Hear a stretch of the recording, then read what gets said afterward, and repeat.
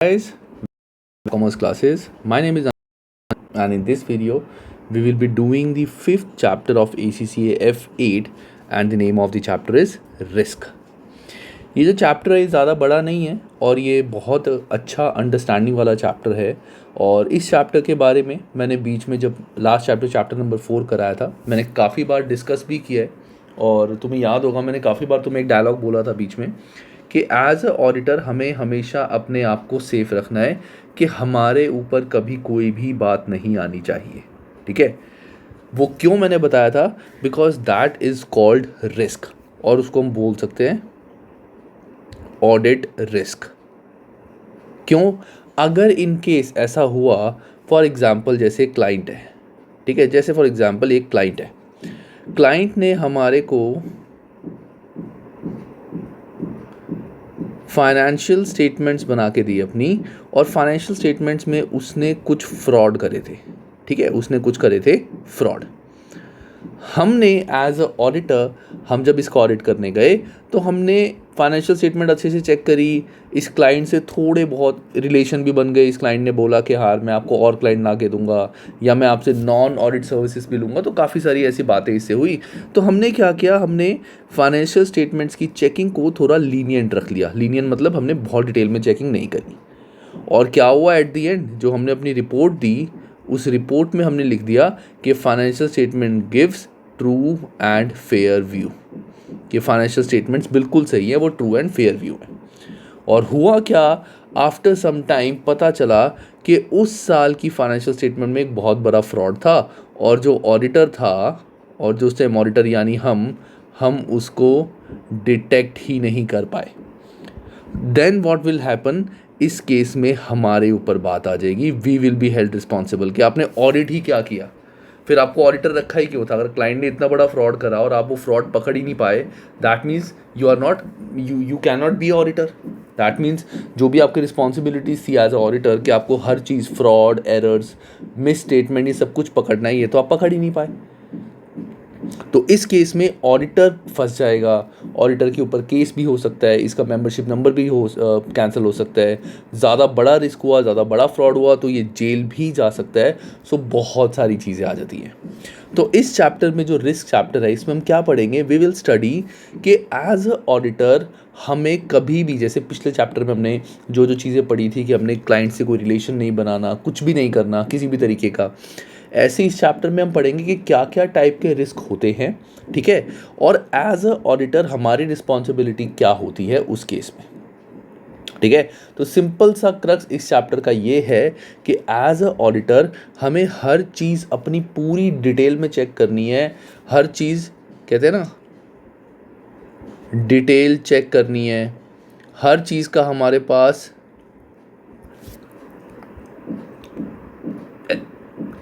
Evidence होना चाहिए। ठीक है, एविडेंस मतलब हर चीज़ के प्रूफ होने चाहिए। किस चीज़ का एविडेंस नहीं है तो मैनेजमेंट से रिटर्न कंफर्मेशन होनी चाहिए उस चीज़ के लिए।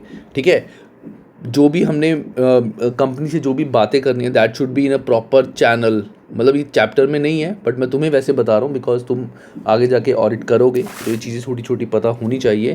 There should be a proper channel of communication and that should be written. मतलब अगर जो भी उनसे इन्फॉर्मेशन मांग रहे हो क्लाइंट से, प्रॉपर मेल लिख रहे हो क्लाइंट को और मेल का रिवर्ट आ रहा है, उसी ईमेल को दोबारा से उसी ईमेल पे तुम अपनी फर्दर क्वेरीज भेज रहे हो, उसको बोलते हैं ट्रेल मेल। ट्रेल मेल मतलब मैंने एक मेल भेजी, इस ईमेल पे क्लाइंट का रिप्लाई आया, इसी ईमेल पे मैंने दोबारा से कुछ मांगा फिर रिप्लाई आया, तो एक ट्रेल मेल चेक हो जाता है कि पहले से क्या क्या, देखो हमने चीज़ें मांगी हुई हैं, ये चीज़ हमें दी है, ये चीज़ हमें नहीं दी। हमें अपने आप को सेफ रखना है, that's the only thing is this chapter. ठीक है, so that's the main part of this chapter. So let's start. अब इसकी थ्योरी पढ़ते हैं। देखो सबसे पहले आता है हमारा ऑडिट रिस्क। अब ऑडिट रिस्क की सिंपल सी डेफिनेशन क्या होती है, audit risk is the main requirement of the auditor is to obtain sufficient appropriate evidence to reduce audit risk to an acceptably low level। मतलब एक ऑडिटर को sufficient appropriate evidence इकट्ठे करने हैं ताकि उसका ऑडिट रिस्क ना रहे, उसके ऊपर बात ना आए। एक्सेप्टेबली लो लेवल मतलब जितना मिनिमम रिस्क हो सकता है उतना रिस्क हो। थोड़ा बहुत रिस्क तो फिर भी देखो रहता ही है, ठीक है ना, क्योंकि हम 100% हर चीज़ चेक नहीं कर सकते, लेकिन हमने इतने सफिशिएंट अप्रोप्रिएट एविडेंस इकट्ठे करे हैं कि कल को अगर कुछ बात हो तो भी हमारे ऊपर बात ना आए, लाइक दैट। ठीक है, so audit risk is the risk that the auditor express an inappropriate opinion when the financial statements are materially misstated. इसका मतलब क्या है कि फाइनेंशियल स्टेटमेंट मटेरियली मिसस्टेटेड मतलब कि इसके अंदर कुछ झोल झाल है, कुछ फ्रॉड है, कुछ इश्यूज हैं, बट स्टिल हमने जो अपनी रिपोर्ट दी है दैट इज़ इनअप्रोप्रिएट। इनअप्रोप्रिएट मतलब ये नहीं कि हमने रिपोर्ट गलत दी है, इनअप्रोप्रिएट मतलब कि फाइनेंशियल स्टेटमेंट में फ्रॉड है और हमने उसको डिटेक्ट नहीं करा और हमने अपने अकॉर्डिंग रिपोर्ट सही दे दी, मतलब इनअप्रोप्रिएट। जो रिपोर्ट होनी चाहिए थी कि फाइनेंशियल स्टेटमेंट मटेरियली मिसस्टेटेड है वो नहीं दी, हमने अपनी रिपोर्ट दे दी इनअप्रोप्रिएट रिपोर्ट के, मतलब हाँ सब कुछ ओके है, ठीक है, that is a wrong report. Expresses an inappropriate को you can also call at wrong opinion when financial statements are materially misstated. This is an audit risk. तो यहाँ पे बस इसी के बारे में बताया हुआ है। तो to avoid these potential damaging consequences, जैसे यहाँ पे लिखा हुआ है एक बार ऊपर कि अगर ऐसा होता है the auditor could be sued by intended users, जैसे कंपनी के शेयर होल्डर्स जो एक ऑडिटर को अपॉइंट करते हैं। Disciplinary action can be taken by relevant professional body like ACCA and the firm could damage its reputation. तो इसीलिए to avoid this potential damaging consequences the auditor will plan and perform the audit in such a way that audit risk is reduced to an acceptably low level, so that the auditor will work, will collect evidences, will collect information from management, so that in case अगर कुछ भी issue होता है then auditor will not be held responsible, he will show the proof कि देखो मेरे पास तो ये proof था, उसके बेस पे मैंने ये चीज़ करी है, अब अगर ये proof भी गलत है so I cannot do anything, ठीक है ना, like that। ये चीज़ें हम सारी पढ़ेंगे अभी। Let's read this, this is important। So there are three type of risk. One is inherent risk, second is control risk और third is detection risk। इन तीनों रिस्क के बारे में हम पढ़ेंगे, लेकिन ऑडिटर के लिए जो रिस्पॉन्सिबल रिस्क होता है दैट इज डिटेक्शन रिस्क। अब ये पूरे ऑडिट सिनारियो के रिस्क की बात कर रहे हैं। यहाँ पे इन्होंने बोला है कि पूरे ऑडिटिंग सिनारियो में 3 टाइप के रिस्क होते हैं।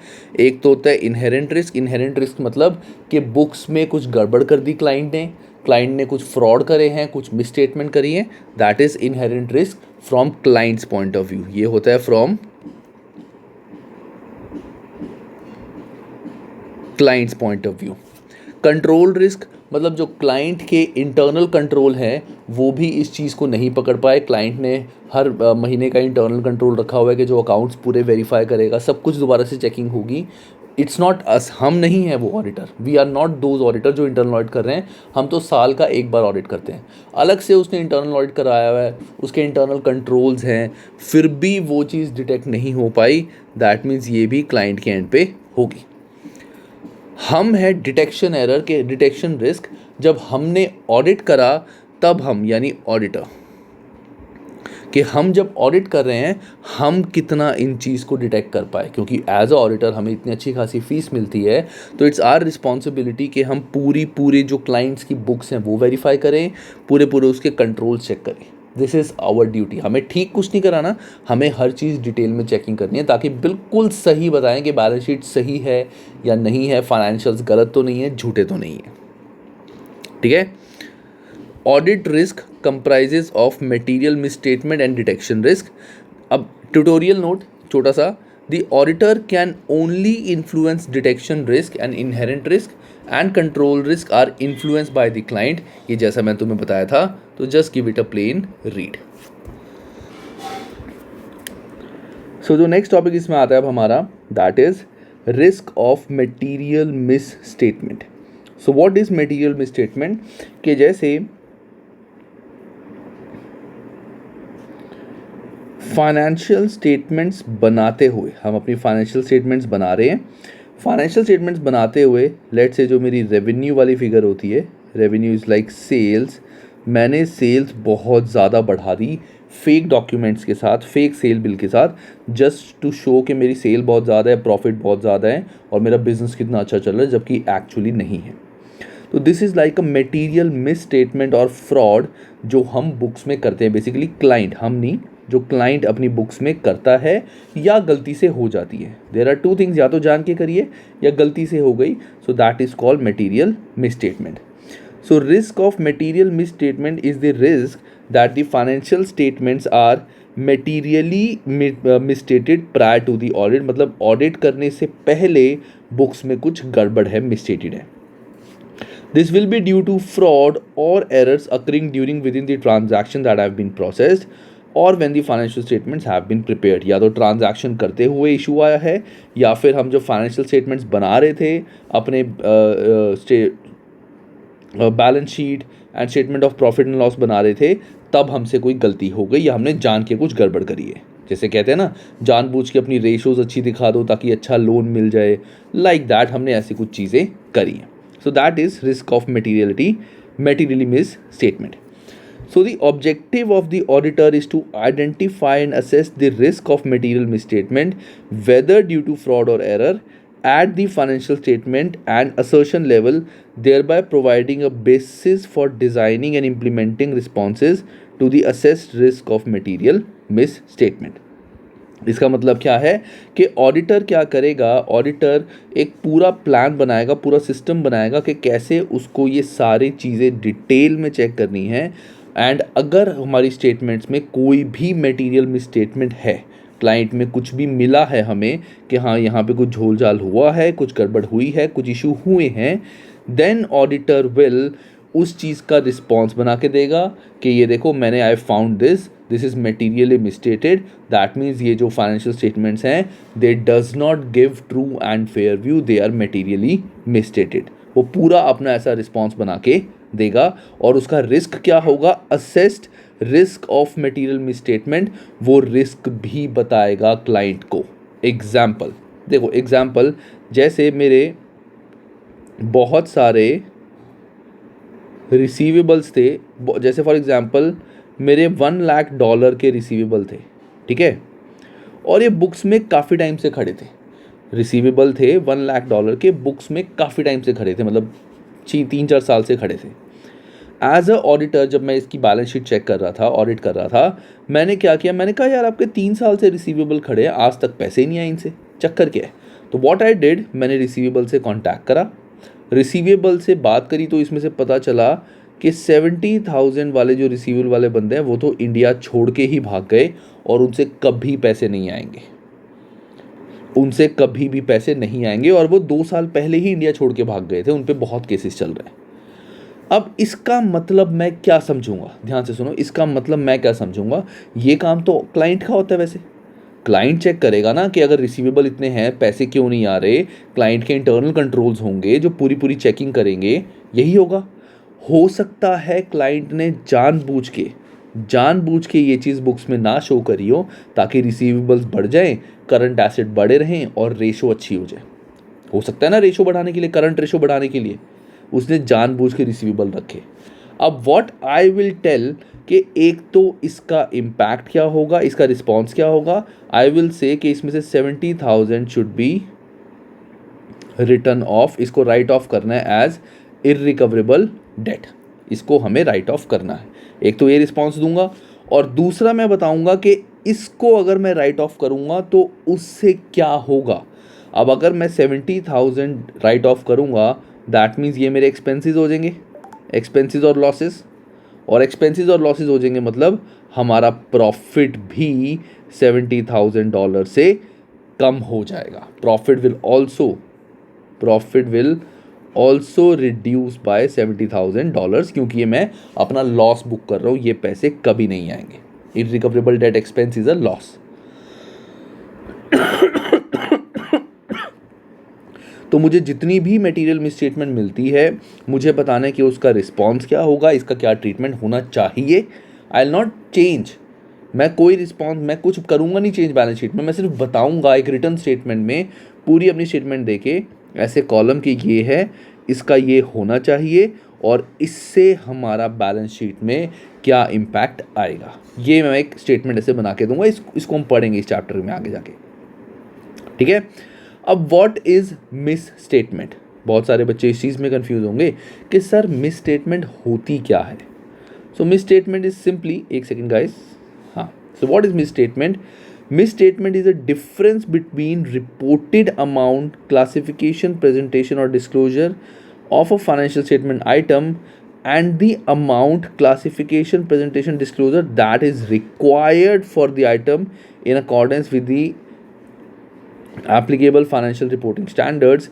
It can be from error or fraud. Simple सा मतलब मिस स्टेटमेंट का मतलब क्या होता है, जैसा हमें उस चीज़ को दिखाना था हमने वैसा ना दिखा के किसी और तरीके से दिखा दिया। जैसा मैंने एग्जांपल ऊपर दिया था कि हमें रिसीवेबल जो थे 1 लाख के रिसीवेबल थे, एक्चुअली होना क्या चाहिए था, इसमें से 70,000 हमें राइट ऑफ करने थे और 30,000 हमारे बैलेंस रिसीवेबल रह जाते, ये हमें शो करना था। इन्होंने क्या किया, इन्होंने ऐसे शो करने की बजाय एसेट साइड में पूरा शो कर दिया 1 lakh. That means this is misstatement. होना उसका ट्रीटमेंट कुछ और चाहिए था, which is required for the item to be, actually इन्होंने कुछ और करा है। This is called misstatement and this can be due to error, mistake से भी हो सकती है या जानबूझ के भी किया जा सकता है, fraud. So in conducting a thorough assessment of risk, auditors will be able to, इससे क्या होगा, identify areas of financial statement where misstatement are likely to occur early in the audit। मतलब जब एक ऑडिटर एक ऑडिट स्टार्ट करेगा, सबसे पहले वो ये आइडेंटिफाई करेगा, क्या क्या चीज़ें देखेगा कि कौन कौन से ऐसे एरियाज हैं जहाँ पे मिसस्टेटमेंट हो सकती है। जैसे रिसीवेबल्स और payables are one of the major part जहाँ पे चीज़ें हो सकती हैं। Plan procedure that address the significant risk identified, carry out efficient, focused and effective audit, reduce the risk of issuing inappropriate audit opinion, minimize the risk of reputational and punitive damage। मतलब एक auditor का काम क्या होगा, वो पूरी details check करेगा। Sorry guys, मुझे बीच में एक कॉल आ गया था। So what I was saying is कि नॉर्मली एक ऑडिट करते हुए किन किन चीज़ों का ध्यान रखता है। नेक्स्ट आता है हमारा कैटेगरीज ऑफ मिस स्टेटमेंट, कि मिस स्टेटमेंट की कैटेगरीज क्या क्या होती हैं। तो there are 3 categories of misstatement. First category is factual misstatement, that means a misstatement about which there is no doubt, मतलब कि ये मिस्टेक है, कोई डाउट नहीं है कि हो सकता है शायद ये मिस्टेक हो शायद ना हो।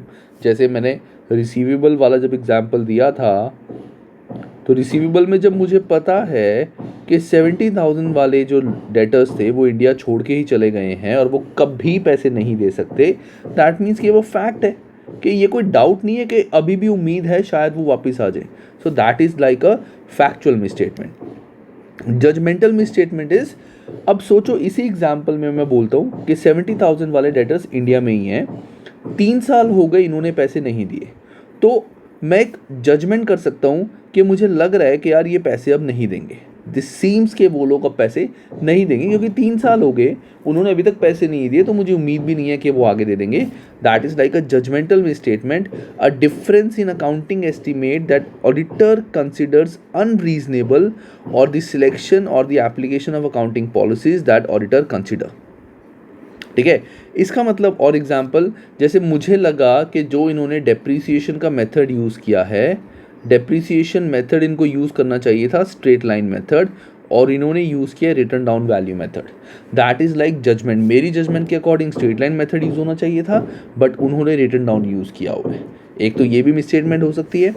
Third is projected misstatement. A projected misstatement is the auditor's best estimate of total misstatement in the population through the projection of misstatement identified in a sample. अब प्रोजेक्टेड मिसस्टेटमेंट का मतलब क्या होता है, जैसे ये मेरी पूरी फाइनेंशियल स्टेटमेंट है, लेट्स से ये पूरा फाइनेंशियल स्टेटमेंट का डेटा है, डेटा एविडेंसेस एंड ऑल, ये पूरा है, ठीक है, ये सारा मेरा डेटा है। मैंने इसमें से रैंडम इतनी चेकिंग की थी, मतलब इतनी सैम्पलिंग करी थी, इसमें से इतनी ही चीज़ों को मैं वेरीफाई कर रहा था, चेक कर पाया था, क्योंकि मैंने तुम्हें बताया था वाइल डूइंग ऑडिटिंग हम एक एक चीज़ डिटेल में चेक नहीं कर सकते, हमें सैम्पलिंग करनी पड़ती है। इस सैंपल में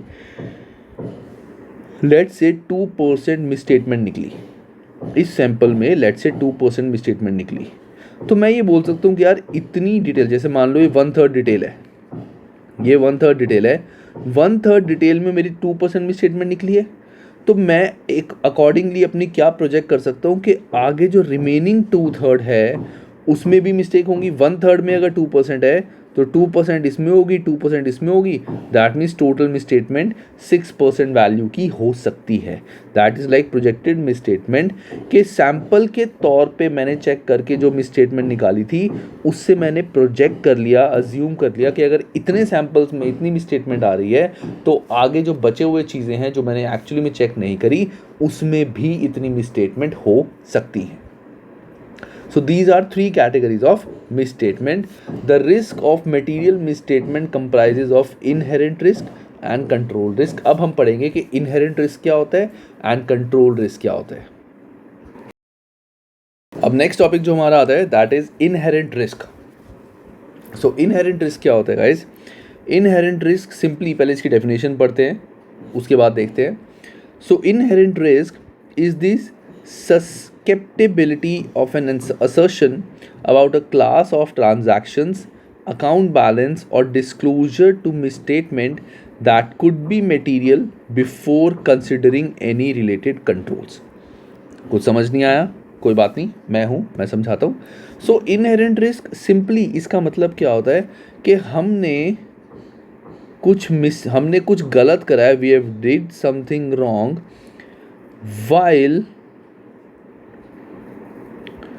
डूइंग अकाउंटिंग करते हुए हमने कुछ, अभी कंट्रोल्स पे नई बात आई है, हर महीने के बाद कंट्रोल्स होते हैं जिसमें चेकिंग होती है जैसे internal control and all, but accounting करते हुए हमने कुछ मिस्टेक कर दी और उस मिस्टेक की वजह से हमारा मटेरियल मिसस्टेटमेंट आ गया।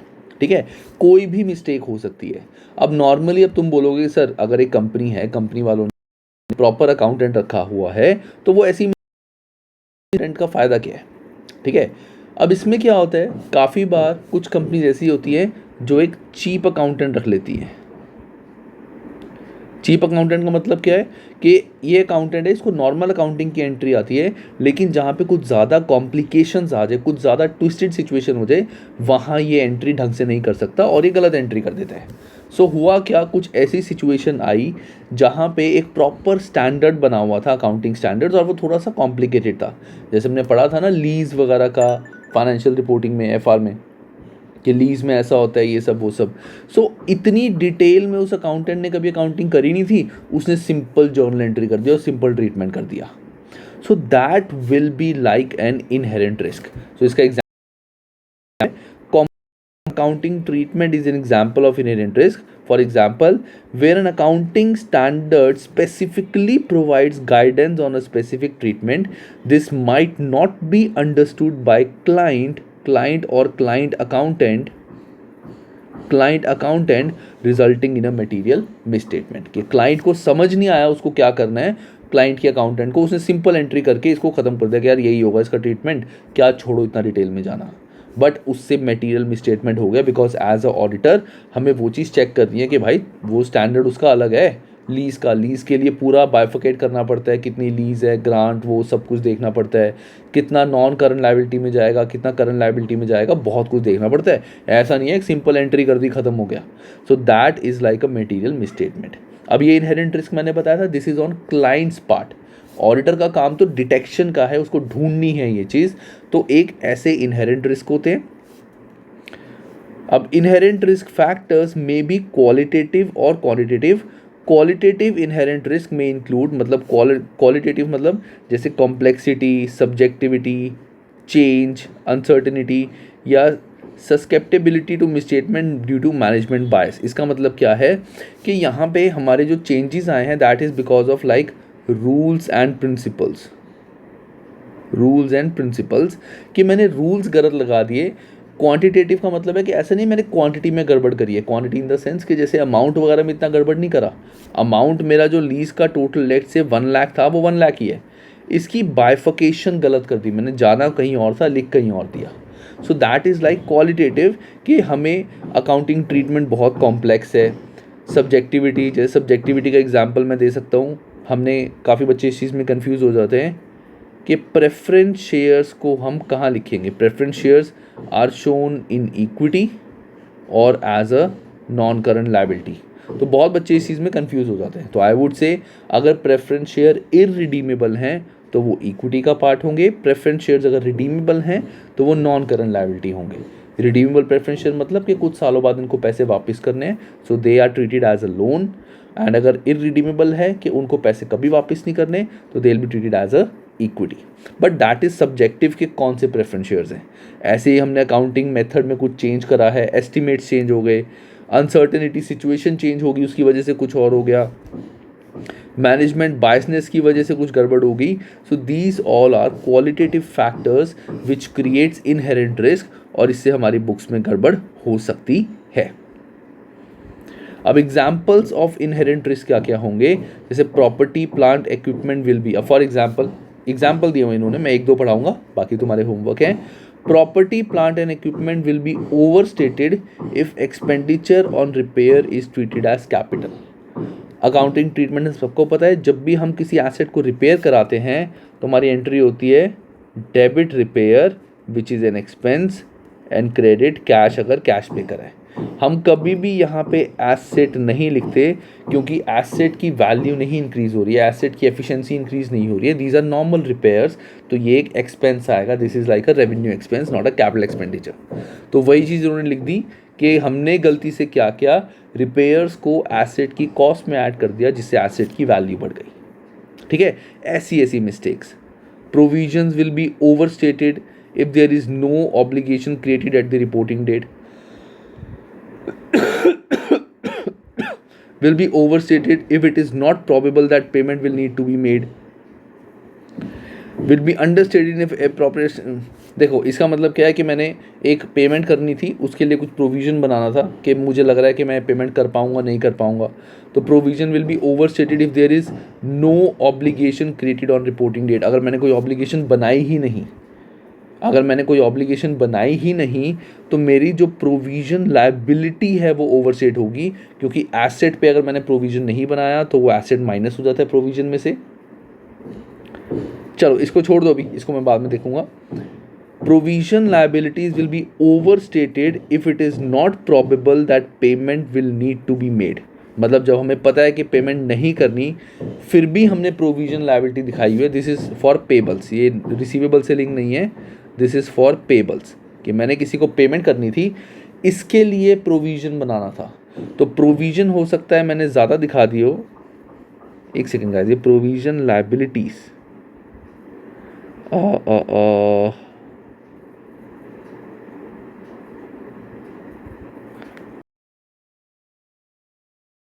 कि हमने बुक्स में प्रोविज़न, ये रिसीवेबल की बात कर रहे हैं, इन्होंने थोड़ा मेरे को कंफ्यूज कर दिया था, ये रिसीवेबल की बात कर रहे हैं कि रिसीवेबल का प्रोविज़न मैंने बनाया हुआ है और वो ओवरस्टेट हो जाएगा if it is not probable that payment will need to be made. अगर प्रोबेबल नहीं है कि पेमेंट आएगी तो फिर प्रोविज़न नहीं बनाना था, हमने बना दिया। Will be under stated in appropriate estimate for provision is made. अगर हमने इन अप्रोप्रिएट प्रोविज़न बना दिया तो हो सकता है हमने प्रोविज़न ज़्यादा या कम कर दिया। इंटैंजिबल एसेट के बारे में ओवरस्टेटेड, वही हमने पढ़ा हुआ है, इंटैंजिबल एसेट में रिसर्च एंड डेवलपमेंट कौन कौन सी कॉस्ट एसेट में इंक्लूड होती है कौन सी नहीं, उसी के बारे में बताया हुआ है। So these are like inherent risk कि हमने कुछ अकाउंटिंग के प्रिंसिपल्स रूल्स वगैरह हमें नहीं पता, बुक्स में गड़बड़ हो गई।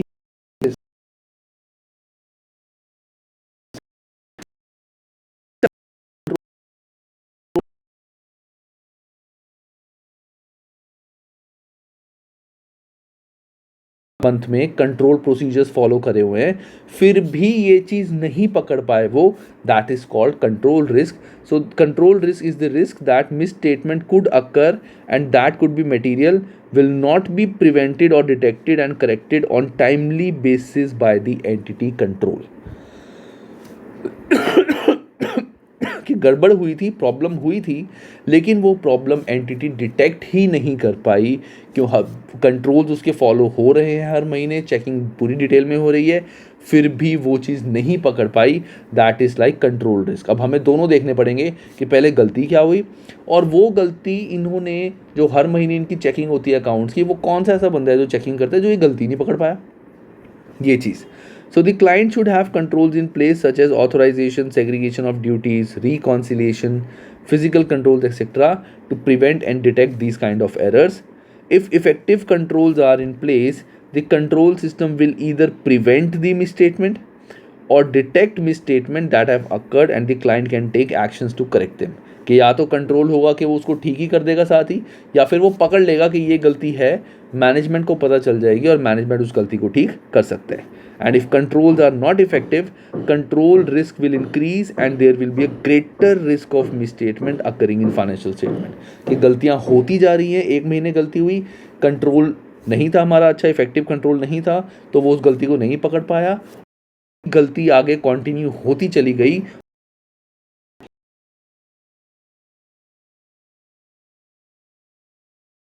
कंट्रोल पकड़ ही नहीं पाए इस चीज़ को, जबकि closing stock is valued at cost और NRV whichever is less. तो इस वजह से काफ़ी ज़्यादा गलती हो सकती है. Controls are covered more in detail in systems and control. Last आता है डिटेक्शन रिस्क. अब एक काम करेंगे, आज सिर्फ यहीं तक करते हैं, will do till here only, ज़्यादा हो जाएगा तुम्हारे लिए. अब नेक्स्ट इज डिटेक्शन रिस्क. ये जो डिटेक्शन रिस्क है ये आता है ऑडिटर पे. This is the responsibility of the auditor to detect all the errors and frauds. So detection risk is the risk that procedures performed by the auditor to reduce audit risk to an acceptably low level will not detect a misstatement that exists and could be material. मतलब detection risk ये है कि auditor ने proper अपना system बनाया हुआ है कि वो पूरे ऑडिट पूरी डिटेल में चेक करता है, डिटेक्ट करता है और मैनेजमेंट को बताता है, लेकिन डिटेक्शन के टाइम पे भी ऑडिटर इन गलतियों को नहीं पकड़ पाया, नहीं ढूंढ पाया ऐसी mistakes. That is called detection risk. अब डिटेक्शन रिस्क कैसे हो सकता है? जैसे for example there are two type, sampling risk and non sampling risk. Like for example, जैसे सोचो मेरा जो मैंने बताया था जैसे डेटा है, जस्ट एन एग्जाम्पल. अब डिटेक्शन रिस्क कैसे हो सकता है? I told you one thing कि as a auditor I can not check each and every detail, each and every transaction में डिटेल में नहीं चेक कर सकता, टाइम ही नहीं होता इतना. तो मैंने सैम्पल के तौर पे सिर्फ ये चेक करा और यहाँ पे कोई भी मिसस्टेटमेंट नहीं आया, ये बिल्कुल ठीक था. लेकिन इस वाले में देयर वॉज अ मिसस्टेटमेंट. इन सैम्पल में कुछ गड़बड़ था, इसके अंदर कुछ फ्रॉड्स थे, इसके अंदर कुछ नकली बिल्स थे, बट मैंने सैम्पल ही ये वाला चेक करा.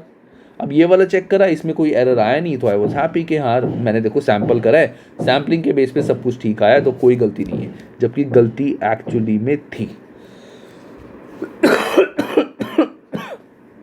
So this is called sampling risk. So sampling risk is the risk that auditor's conclusion based on a sample is different from conclusion that would reach if the whole population, whole accounts was tested. The sample which was not representative of the population from which it was chosen. ये sample हो सकता था वो कुछ ये select करता, कुछ ये सिलेक्ट करता, कुछ ये सिलेक्ट करता, ऐसे भी कर सकता था. उसने सिर्फ स्टार्टिंग वाले ही सैम्पल सिलेक्ट कर लिए, जिसकी वजह से इशू हो गया. Second, non-sampling risk is the risk that auditor's conclusion is inappropriate from any other reason. Example, application of inappropriate procedure, failure to recognize misstatement. Non-sampling risk मतलब कि ऑडिटर के इतनी नॉलेज ही नहीं थी, उसको इतनी अंडरस्टैंडिंग ही नहीं थी कि वो रिस्क पकड़ पाया. ऑडिटर ने भी वो रिस्क, ऑडिटर ने भी वो फ्रॉड नहीं पकड़ा, उसको इतनी नॉलेज ही नहीं थी. That is non sampling risk.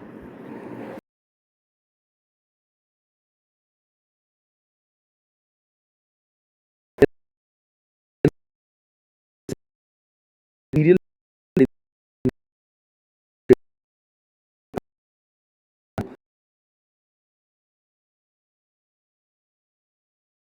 सके. दिस कैन बी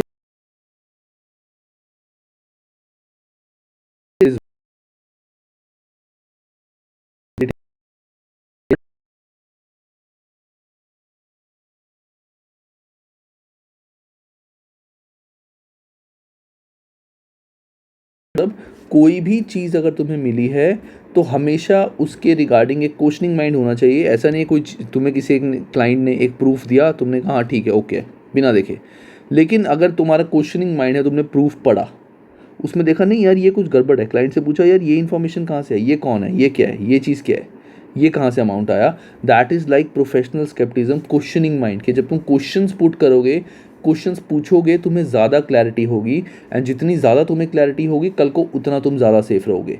अब क्लाइंट ने तुम्हें एक बिल दे दिया, तुमने बोला हाँ बिल आ गया चलो ओके ठीक है, कल को इसी बिल के चक्कर में कलेश हो गया, प्रॉब्लम होगी। तुमने जब ये बिल पढ़ा, तुमने बिल डिटेल में जब पढ़ा अब, तब तुम्हें पता चला इसमें कुछ गड़बड़ थी और तुमने इस बिल को ओके करा हुआ है, तो प्रॉब्लम हो जाएगी कि तुमने कैसे ऑथोराइज कर दिया है बिल।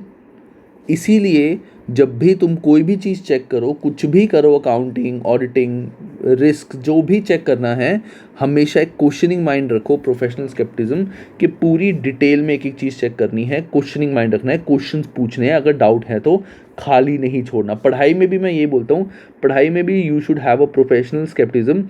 इट मीन्स कि जब भी तुम पढ़ रहे हो always keep a questioning mind कि यार ये चीज़ है तो इसके एग्जाम्पल्स दो, मुझे क्लियर नहीं है, या इसमें और क्या हो सकता है, तो माइंड में एग्जाम्पल्स फ्रेम करो। जितना ज़्यादा क्वेश्चनिंग माइंड रखोगे उतने ज़्यादा कॉन्सेप्ट क्लैरिटी होगी।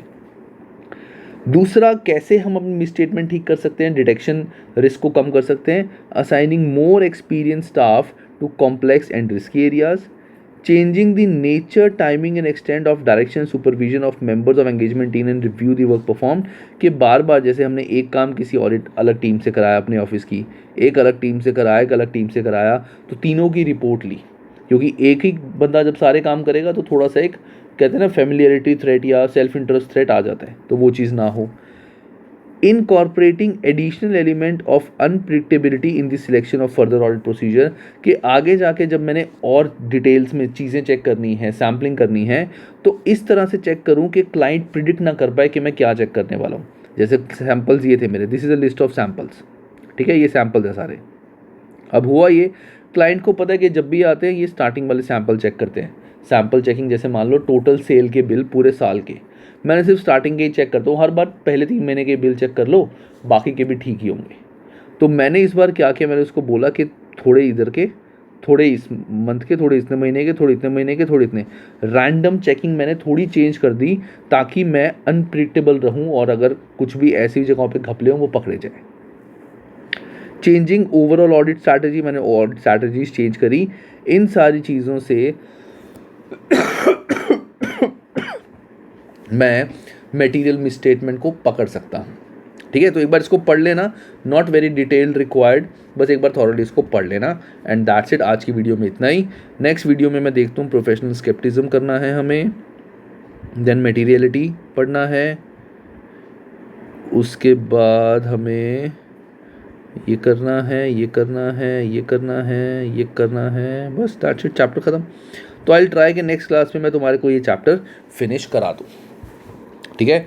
मेरा अभी थोड़ा सा गला भी ख़राब चल रहा है, तो मैं ज़्यादा जब बोलता हूँ तो बहुत ज़्यादा खांसी हो जाती है, तो I need to rest as well. चलो bye guys, take care and have a great time.